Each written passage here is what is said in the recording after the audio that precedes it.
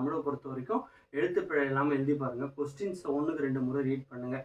ஆன்சரை 1க்கு 2 முறை ரீட் பண்ணுங்கள். அதில் என்ன கருத்து சொல்ல வராங்கன்றதை தெளிவாக தெரிஞ்சுங்க. ஹலோ 10th ஸ்டூடெண்ட்ஸ், நம்ம இந்த வீடியோவில் எதை பற்றி பார்க்க போகிறோம்னா 10th தமிழில் நம்ம எப்படி பார்த்தோன்னா 95+ மார்க்கை ஈஸியாக ஸ்கோர் பண்ணுறது. அது இல்லாமல் பார்த்தோன்னா நம்ம கொஸ்டின் பேட்டர்ன் ஓகேவா அனலைஸ் பண்ணி உங்களுக்கு என்னென்ன கொஸ்டின்லாம் எந்தெந்த நம்பரில் கேட்பாங்க, எந்தெந்த பார்ட்டில் கேட்பாங்க அப்படின்றத நம்ம தெளிவாக அனலைஸ் பண்ணியிருக்கோம். ஸோ 10th ஸ்டூடெண்ட் மறக்காமல் நம்ம சேனலை ஃபஸ்ட் டைம் பார்க்குறீங்கன்னா நீங்கள் லைக் பண்ணிங்க, சப்ஸ்கிரைப் பண்ணி வச்சுங்க. நீங்கள் ஆல்ரெடி பார்த்துட்டு இருந்தாலும் சரி உங்கள் ஃப்ரெண்ட்ஸ் எல்லாருக்கும் ஷேர் பண்ணிவிடுங்க. நான் கண்டிப்பாக சொல்கிறேன், இந்த 5 சப்ஜெக்ட் ஓகேங்களா, நீங்கள் தமிழ், இங்கிலீஷ், அப்புறம் மேக்ஸ், சயின்ஸ், சோஷியல் சயின்ஸ் நம்ம சொல்கிற கொஸ்டினை கரெக்டாக நீங்கள் ஃபாலோ பண்ணிட்டு வந்திருந்தீங்கன்னா, கரெக்டாக படிச்சிங்கன்னா பப்ளிக் எண்ட் ஆஃப் டேயில் உங்களோட ரிசல்ட் பார்த்தீங்கன்னா 470+ பார்த்தீங்கன்னா நீங்கள் ஈஸியாக எடுக்கலாம் ஓகேங்களா. ஸோ இதுக்கு முன்னாடி படித்தோம் படிக்கலை அதெல்லாம் விஷயமே இல்லை. நம்ம சொல்கிற விஷயங்களை கரெக்டாக நீங்கள் ஃபாலோ பண்ணிட்டு வாங்க. கண்டிப்பாக தமிழ் எக்ஸாம்லேருந்து சோஷியல் சயின்ஸ் வரைக்கும் நீங்கள் நல்ல மார்க்ஸ் ஸ்கோர் பண்ணுறதுக்கு நம்ம சேனல் உங்களுக்கு ஒரு நல்ல கைட்லைன்ஸாக இருக்கும். ஸோ அதுக்கு நீங்கள் என்ன பண்ணணும்னா, எனக்கு ஒரு மோட்டிவேஷனாக இருக்கிறதுக்கு நீங்கள் எவ்வளோ லைக் பண்ணுறீங்கன்றது தான் ரொம்ப ரொம்ப முக்கியம். நீங்கள் லைக் பண்ணுறதை பேஸ் பண்ணி நான் அடுத்தடுத்து வீடியோ போடுறதுக்கு பார்த்தோன்னா எனக்கு ரொம்ப ஒரு மோட்டிவேஷனாக இருக்கும். எஸ்டர்டே என்ன பண்ணியிருந்தேன்னா டே 1ன்னு சொல்லிட்டு நம்ம பார்த்தோன்னா உரைநடை நெடுவினா, விரிவானம் நெடுவினா, கட்டுரை நெடுவினா மொத்தமாக பார்த்தோன்னா நெடுவினால நீங்கள் எப்படி பார்த்தோன்னா அந்த 24 மதிப்பெண்ணை எடுக்கணுன்ற ஒரு வீடியோ தெளிவாக கொடுத்துருந்தோம். ஸோ அதுக்கான பிடிஎஃப் ப்ராப்பராக பார்த்தோன்னா நான் ரெடி பண்ணிட்டேன், ஸ்டடி மெட்டீரியல். ஸோ அதையும் நான் உங்களுக்கு கொடுக்குறேன். ஸோ இந்த பேட்டர்னில் என்னென்ன கொஸ்டின்ஸ்லாம் கேட்க முடியும் அப்படின்றதையும் ஒரு ப்ராப்பராக ரெடி பண்ணி வச்சுருக்கேன். ஸோ அதையும் நான் உங்களுக்கு கொடுக்குறேன். ஸோ வாங்க வீடியோக்குள்ளே போயிடலாம். ஸோ நீங்கள் இப்போ பார்த்தோன்னா நமக்கு நீங்கள் வீடியோ பார்த்துட்டு இருக்க நாள் பார்த்தோன்னா 8 ஓகேங்களா.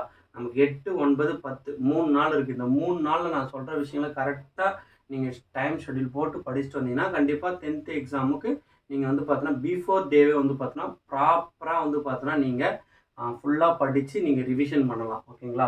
ஸோ வாங்க வீடியோ பார்த்துடலாம். ஸோ ஃபஸ்ட்டு என்ன பண்ணுறோம் அப்படின்னு பார்த்தீங்கன்னா 8/3/2026 நீங்கள் வீடியோ பார்த்துட்டு இருக்க நாள்.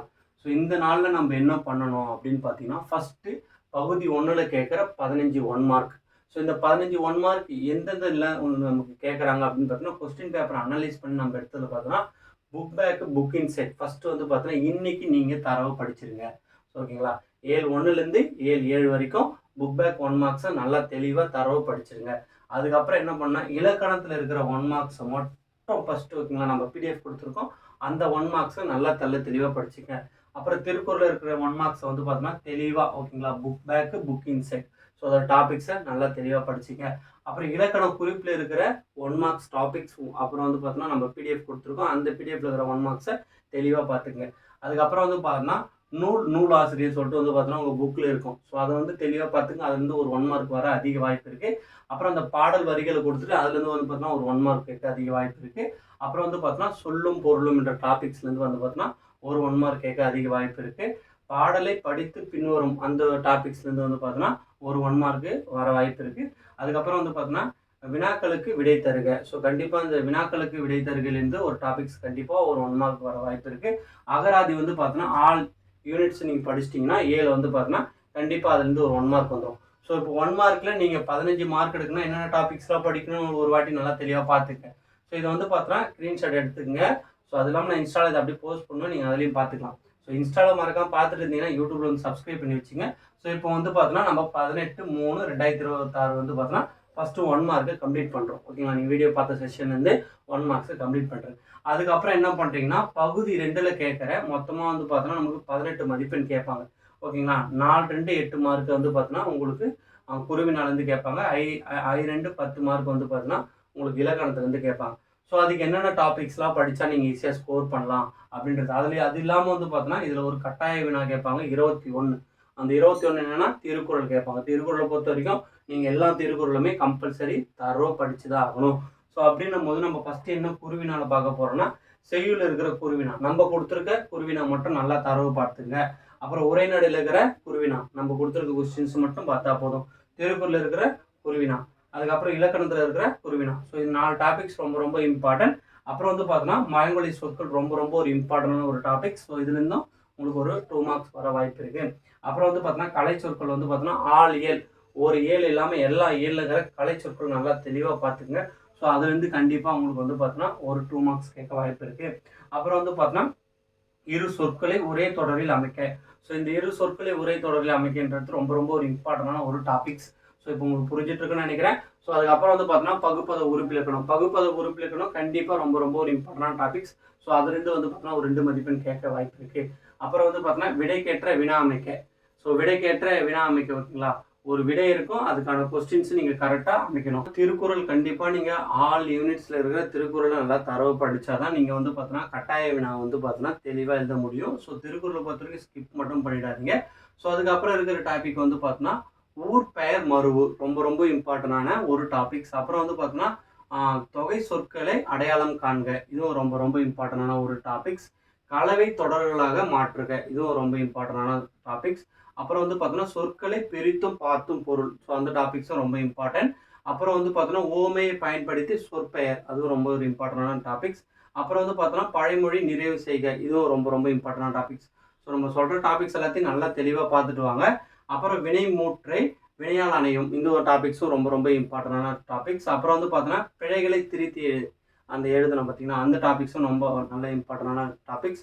அப்புறம் அப்போ வந்து பார்த்தோன்னா அயற்கூற்றாக எழுதுக, ஸோ அந்த டாபிக்ஸ் நல்லா தெளிவாக பார்த்துங்க. அப்புறம் வந்து பார்த்தோன்னா தொடர்களை கொண்டு பொருத்தமான தொடர்களை அமைக்க, இதுவும் ரொம்ப ரொம்ப இம்பார்ட்டண்டான டாபிக்ஸ். அப்புறம் வந்து பார்த்தோன்னா சொல்களை கண்டுபிடித்து புதிர்களை விடுவிக்க, ஸோ இதுதான் வந்து பார்த்தோன்னா உங்களுக்கு கேட்குற இந்த 18 மதிப்பெண்ணுக்கான டாபிக்ஸ்.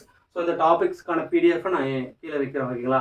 நீங்கள் டாபிக்ஸ் வைஸ் வந்து பார்த்தீங்கன்னா 7 வைஸ் படிங்க, அப்போ தான் ரொம்ப ஈஸியாக இருக்கும். ஸோ அப்போ தான் வந்து பார்த்தீங்கன்னா இந்த 18 மதிப்பெண்ணும் நீங்கள் ஈஸியாக எடுக்க முடியும். அப்புறம் வந்து பார்த்தோன்னா பகுதி 3ல் கேட்குற பிரிவு 1, பிரிவு 2, பிரிவு 3 உனக்கு வந்து பார்த்தோன்னா மொத்தமாக இதுலேருந்து வந்து பார்த்தோன்னா இதுலேயே ஒரு 18 மதிப்பெண் கேட்குறாங்க. ஸோ இந்த 18 மதிப்பெண்ணை நீ எடுக்கணும் அப்படின்னா கண்டிப்பாக நம்ம சொல்கிற கொஸ்டின்ஸ் எல்லாத்தையும் நீங்கள் நல்லா தரவாக படிக்கணும். இதில் வந்து பார்த்தோன்னா 29 31 வரைக்கும் ஒரு பாட்டு கேட்பாங்க பிரிவு 1, 32 34 வந்து பார்த்தோன்னா உங்களுக்கு கட்டாய வினா மனப்பாட பாடல். ஸோ ஓகேவா. அதுக்கப்புறம் 35 37 வரைக்கும் வந்து பார்த்தோன்னா ஒரு 6 மதிப்பெண். ஸோ இதில் என்னென்ன டாபிக்ஸ்லாம் நீங்கள் கவர் பண்ணணும் அப்படின்னு பார்த்தீங்கன்னா புக் பேக் செய்யுள் சிறுவினா நல்லா தரவு பார்த்துங்க. அப்புறம் புக் பேக் வந்து பார்த்தீங்கன்னா உரைநடை சிறுவினா நல்லா பார்த்துங்க. இடம் சுட்டி பொருள் விளக்குக, ஸோ இது ரொம்ப ரொம்ப ஒரு இம்பார்ட்டண்டான டாபிக்ஸ், கண்டிப்பாக அழிந்து வரும். அப்புறம் வந்து பார்த்தோன்னா திருக்குறள் சிறுவினா நல்லா தரவு பார்த்துங்க, நம்ம கொடுக்குற கொஸ்டின்ஸ் மட்டும் பார்த்துங்க. அப்புறம் வந்து பார்த்தோன்னா ஓமை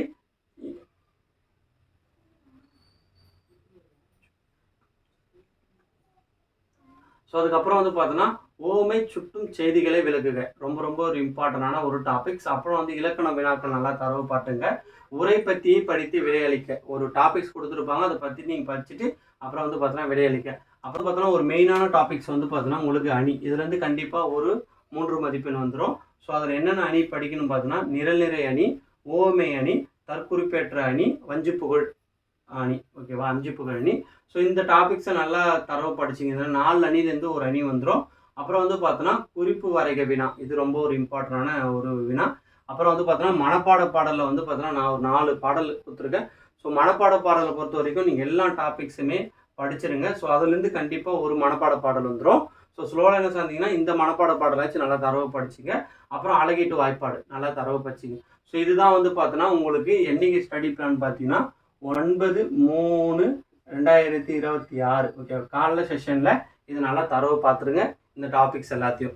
அதுக்கப்புறம் நம்ம என்ன பண்ண போகிறோம், பகுதி 4ல் கேட்குற அந்த 25 மதிப்பெண் 5 25 அதில் வந்து பார்த்தோன்னா நம்ம கொடுக்குற கொஸ்டின் தெளிவாக ஒரு வீடியோ போடுறோம் ஓகேங்களா. அதை பற்றி செய்யுள் வினா அல்லது திருக்குறள் வினா 38வது கொஸ்டின் கேட்பாங்க. நீ ஒன்று செய்யுள் வினா நல்லா தரவு படிச்சுக்க, இல்லைன்னா திருக்குறள் வினா தரவு படிச்சுக்க.